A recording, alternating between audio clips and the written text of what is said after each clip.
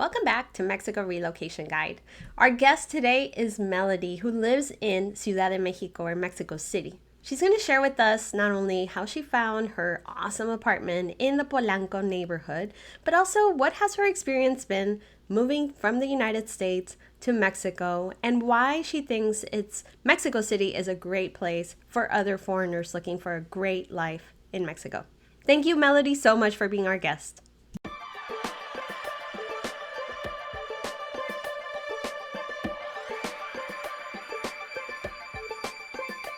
I moved from Los Angeles, California in 2023, June. Oh, many things were appealing from about Mexico City. We explored a couple of cities, and I had watched videos extensively through Mexico Relocation Guide and other channels exploring many cities in Mexico and things that we were looking for. Of course, good hospitals, healthcare, and many things to do and see, and the perfect climate. We were from very hot climate and running the air conditioning every day, all night for like 6 months of the year. And so here, it was the perfect climate. It does get a little warm sometimes, May and June, but it's nothing that you can't handle with a big fan or, you can even buy a small air conditioning unit, but it's not for long you need it. And I really appreciate that about Mexico City. I love the greenery. I love a place with many trees, much sun coming through the trees is my happy place, like Reforma Avenue is fully like this. And it has beautiful sidewalks that you can walk down in the middle of two boulevard and just enjoy all the people, the dogs, the pets, the nature. And Mexico City, I fell in love. Actually. And so looking at other places, there were many nice things and good places in other cities as well. But for me, the temperature, the healthcare, many things to do, lots of people, many just different cultural events and political things. And the Zocalo being so active is very exciting for me. Very exciting. Yeah, we considered strongly to looking for San Miguel de Allende. And because of the hype about it, we went and experienced a few days there. And for me, it was a beautiful place. There's a lot of good vibe, great stores, fun things, but it doesn't offer enough diversity and size. And I felt also the transportation for people coming to visit me. I didn't want people to have to fly to Mexico City and then take another flight to Querétaro and then take a bus for 45 minutes. That's a large ask. So here, this is a hub, two giant airports. People can come from all over the world very easily to Mexico City. And the ride from the airport here, with traffic, maybe an hour, sometimes a little over, but without traffic, it's like 20 minutes. I chose Polanco because it is a very secure neighborhood. It's very beautiful. It offers many restaurants, spas, all kinds of businesses, bookstores, clothing stores. It's just a beautiful, calm atmosphere. There's a lot of security here. That's important to me. And I really love just all of the people are very friendly. And I feel happy. I can walk around pretty much anytime if I choose to go out late at night. There's always police presence everywhere. I have a secure building. I purposely got one with an elevator in case I had some accident, which of course I did, and we can talk about that later. But it's just nice having a secure building. And my apartment is 2 bedroom, 1 bath. It's about, I think, 90 meters. Yes. And it has a terrace in the back, laundry, full laundry, and in the front, a balcony, which were two of my requirements. I wanted both because I have a small dog, Mauricio, and I like him to be able to sun, and I like plants, and I want to be able to tend to the plants and make it feel like a city, a home in the city where you can enjoy your green without going outside. I have a lot of large windows, wood floors. I have all the amenities, even though it's like an Art Deco sort of style, the building. A lot of the kitchen has been remodeled, so I have the stove, full stove, sinks, 2 sinks, a dishwasher, which I never use, and storage, and windows, beautiful windows, and everything is there for me. It's a very large kitchen for this type of apartment, and that's important to have more than one person in the kitchen. I mean, when I want to. And there's space for people to come in and move about and prepare food. That's nice for me. The process of finding the rental here, I first found the apartment online. I looked for many. I didn't want to live myself in a high rise, feeling I'm in a small box. The only way I would enjoy the high rise is with a huge balcony and a fabulous view. And still, I worry a little for earthquake. So my first thought was, okay, find a building like 6 stories or less, and then try to find one that looks that it's been here a while, and it's in a safer location. And I chose Polanco versus Condesa and Roma because those are very old and the ground is less stable. So if you're concerned about earthquakes, then this is a better location for Mexico City. And so I chose the apartment. We saw the apartment. I came with my lawyer. I pay her to help me do different things first when I'm coming to set everything up. And so she assisted me. We came, we saw the place. I loved it. We expressed interest, and we hear nothing. We didn't meet the owner at that time. We just came and check everything.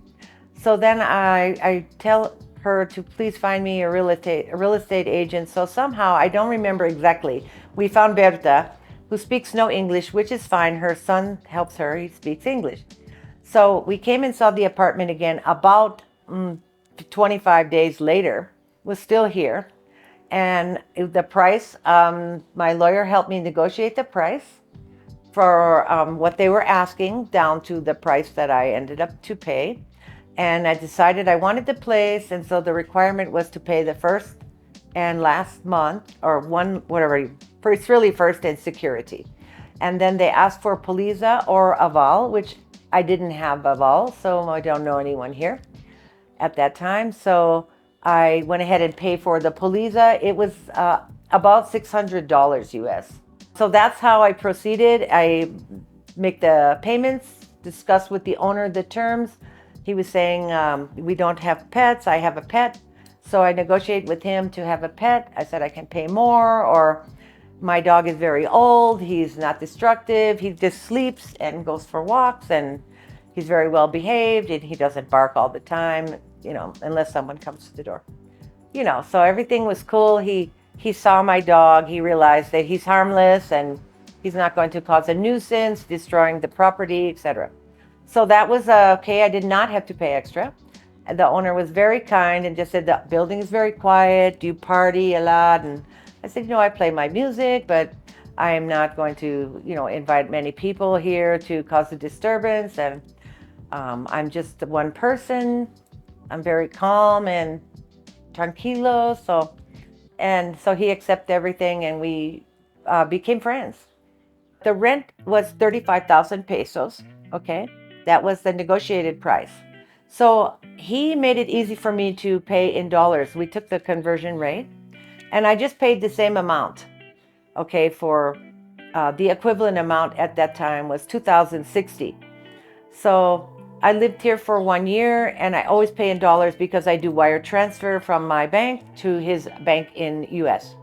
He also lived in the US, in California, but he's here a lot, was here. So that was the monthly expense for the rent. It was 35,000 pesos or 2,060 USD. My utilities vary. My utility bill, I pay electric, which is the heat, your space heaters and lights, and whatever, hot water, whatever else is drawing electricity. So that ranges anywhere from 700 pesos to 2,000 pesos, depending on how much of the heat. If it's cold, I run the heaters everywhere. As many as I can, as much heat, because I'm cold. So for me, it doesn't matter if the bill is, because the equivalent price in the US is very low compared to what I was paying in California, $300 a month for electricity for just running my air conditioning and lights. So here, when I get a bill for 2,100 pesos, I can't tell you the exact amount, but Sometimes it's like 900, sometimes 5, depending on the months. The winter months, December, January, February, will be your higher months here. And if you have any air conditioning, which I do not, in the summer month, like May and June, you may be running your fan, or if you have air conditioning, you will run that. And so your bill is going to go between like 500 pesos, which is what, $20, to maybe the highest for most people are not excessive like me, for heat or air. So their bill will probably be lower, maybe 1,000 maximum for average people, but I am not an average person. I overuse. And I get the little warning, And I laugh because it's like, I still look at the bill and go, this is less than $100. Okay, I'm feeling grateful. Thank you. So water is included here. Not everywhere has water, but I do have water delivered. And I pay 70 pesos per garrafon. I keep 3 on hand at all times. And so every week or 2 weeks, they will bring one, and then I have the empty one. So I don't use more than 1 per week, usually. As for my drinking water, cooking water, dog water, everything like that I use the purified Ipura. That's who I use. There are many you can choose from. But the super here, the person who runs the apartment, that's not the owner, he kind of hooked me up with them to come, and you just pay as they come. They don't bill you. In Mexico, it's very different from the United States in that regard. I got internet. Telmex is right across the street. So the owner provides internet service and you get a bill. And the bill comes in their name, not my name, but it's still my bill. And I just take the money across the street and pay it. So other expenses here, food. Every time I go to the market, the local Sumesa market, I spend maybe 1,500 maximum because I have to carry it. Okay, so other times if I go to City Market, which is like, oh my God, my life on fire. I walk in there, it's Disneyland, folks, for you guys who are shoppers like me that love gourmet and just different things that you can't find at your regular Walmart or Sumesa. City Market has everything, organic and all kinds of everything you can imagine. So it's a paradise. And when you go in there, you're going to spend more money because you want to bring everything home with you. So when I go there, I will spend probably 2,000 to 3,000, depending how much I can carry. Maybe less, but I'm just getting fresh fruit. Their produce is amazing. And there's also produce, local people here on the street, less than 1 block. I buy from them also. They're not low price, but the produce is excellent. And if you ever have a problem, you can take it back and they will replace it for you or give you something else.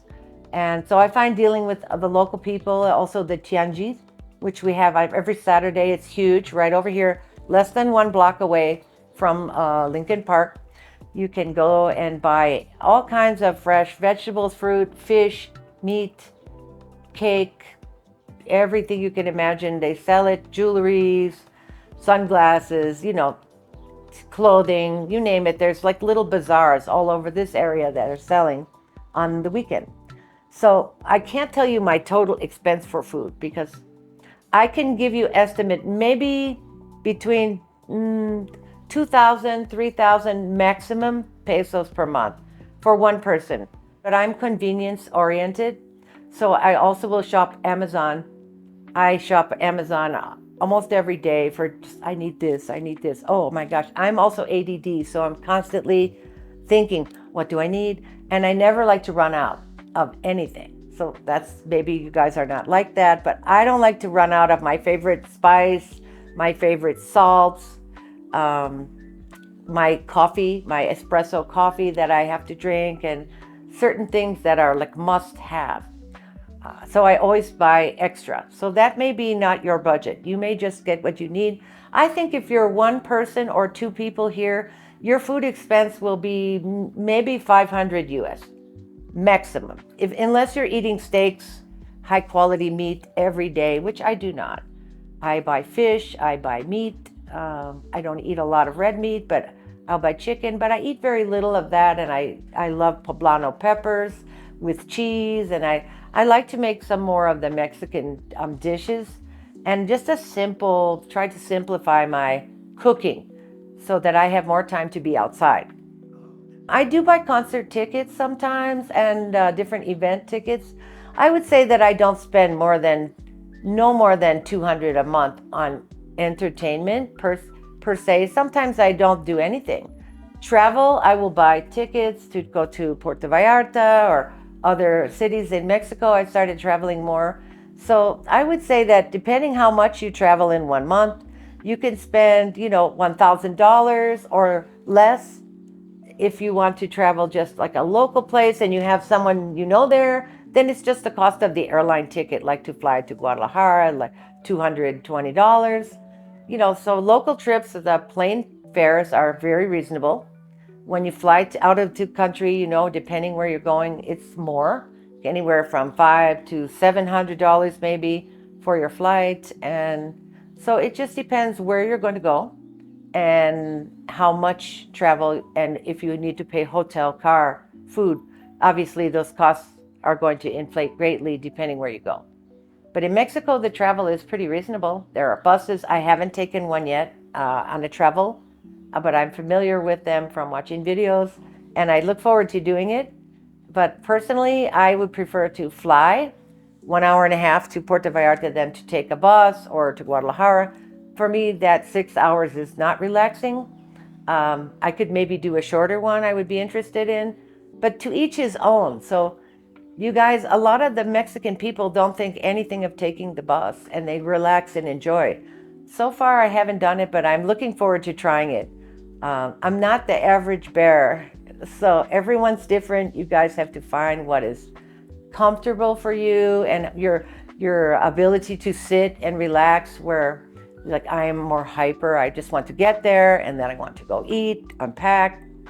So everyone's style of travel is a little different too. Well, I think it's been a pretty good experience for me so far. I find that pharmacies are very readily available everywhere, and there are some recommended by the Mexico Relocation Guide, like Pharmacies Similares, Guadalajara, San Pablo Pharmacy. There are some very good pharmacies all over, and you can buy many things over the counter, and many will be less expensive than in the US. For me, because I don't have any insurance here, I only have my Medicare and supplemental full coverage in the United States. So the other experiences here, I have had dental work done. I've had crowns done, endodontic, root canal, very reasonable. I think I pay $700 for a crown. I pay like 4,000 pesos, 5,000 for root canal. Very reasonable prices and good quality work. I've also had experience with a broken limb. I broke my ankle on a street over here when I didn't have enough coffee and rolled my ankle. I heard it snap, and I walked home amazingly slowly.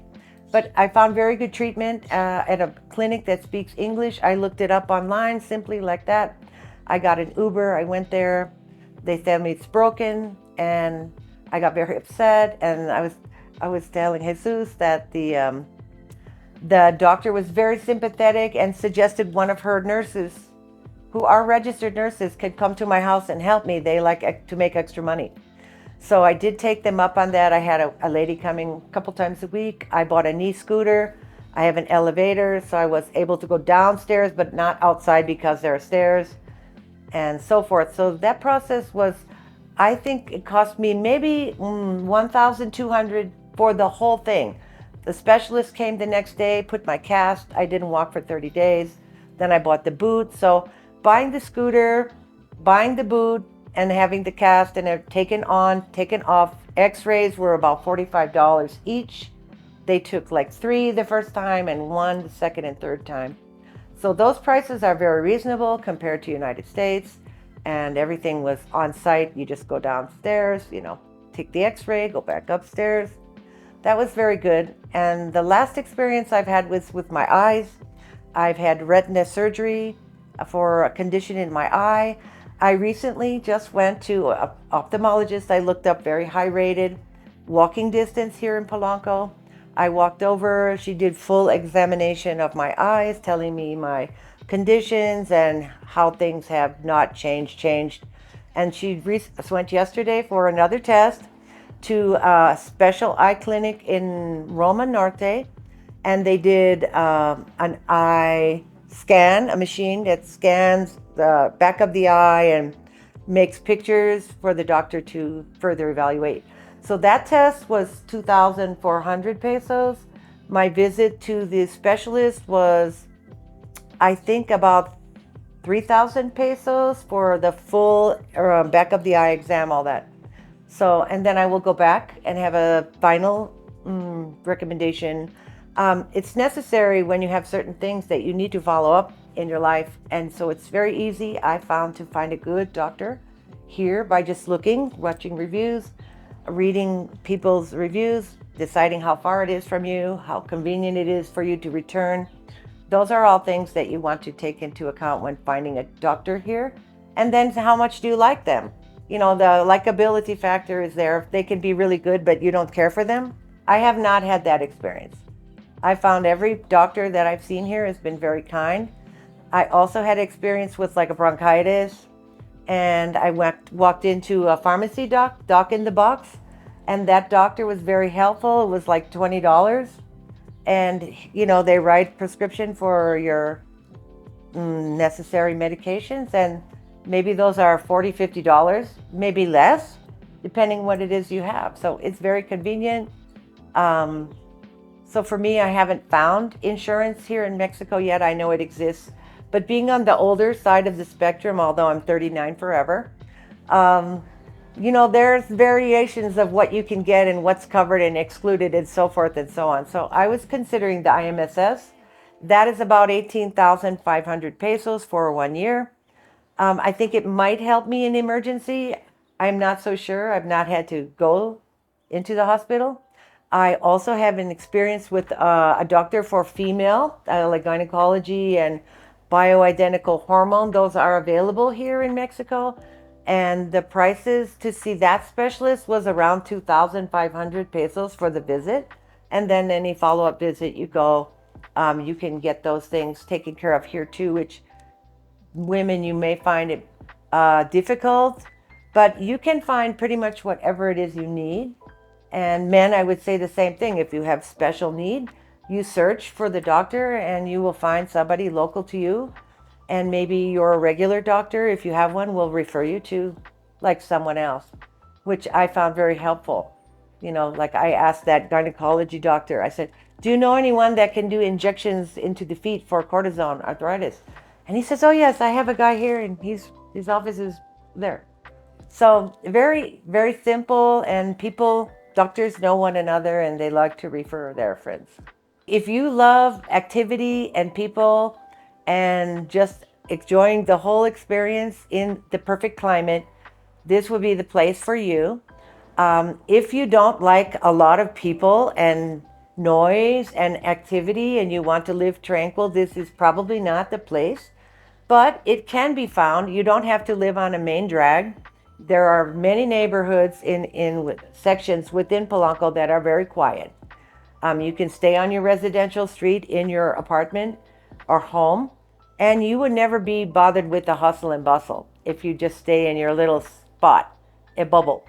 But if you like to be out and about, I think if you're the kind of person that wants to use the subway, the bus, which I've done both, I usually do it with friends, but it's very easy, very inexpensive to go all around the city.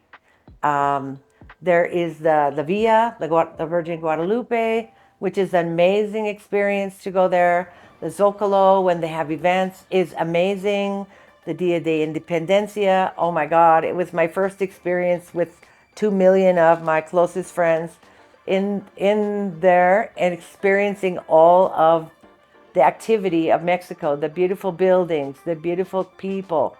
And people are willing to talk to you and help you if you have any questions, so that's not a problem living here. I think if you like luxury and you want to buy high-end things, they're everywhere here. You can buy everything you want. You can buy everything you want online. If you don't want to leave your house, you can hire someone to go buy things for you. People are very willing to to work for you. If you have special needs, you can find someone who will attend to them for you, just like me and my broken ankle. I mean, I didn't know how I would find someone. I didn't know how I would find a cleaning lady. I didn't know. That's the other thing we forgot to talk about, is if you want to find someone to help your house, with your house, to clean or whatever, there are people that people can recommend, and you try them and see if your experience with their work is good, and then you can have them come on a regular basis to help you. And I found that like amazing, which it's not that affordable in the United States, but in Mexico it was very affordable. You can get someone to help you for 400 or 500 pesos for 4 hours. People will be very willing to come. And like if you're in an apartment and you need something hung up and you can't do it yourself, you can ask the person, your super, to, hey, would you be able to help me with nailing something up, or is it okay to put a hole in the wall over here? And then they'll come and they're happy to work for whatever pretty much that you give them a tip, una propina. And so I usually tip them well because I want to ask them again to come and not do too much work for too little money. I feel like it's my obligation to do people right and treat people the way I would like to be treated. And I think it's just an amazing experience. If you're a city person, I think Polanco is for you. And there are other areas here in Mexico City that are not as high priced as Polanco, which are equally as nice. So it's just a matter of what is your comfort? What do you want? How much security do you like in your streets? Different areas offer different amounts of this. And it's really just up to you, your budget, and your outlook to make it happen for you.